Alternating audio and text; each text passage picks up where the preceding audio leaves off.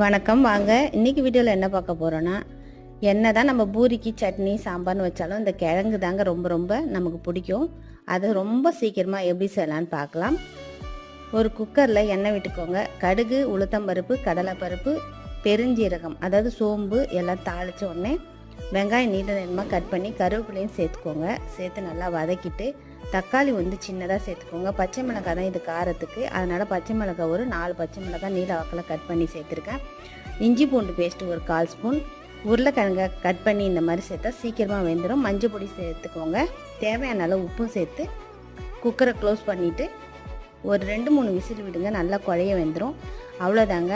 இப்போ ஓப்பன் பண்ணிவிட்டு நல்லா மத்து வச்சு கடைஞ்சி விட்டுடுங்க. இப்போ ஒரு 2-3 ஸ்பூன் அளவுக்கு நான் பொட்டுக்கடலை மாவை கரைச்சி விட்டுருக்கேன் ஒரு திக்னஸ்க்காக. கடைசியாக கொத்தமல்லி தூவி இறக்க வேண்டியதான். சூப்பரான சுவையான பூரி மசாலா ரெடி. வீடியோ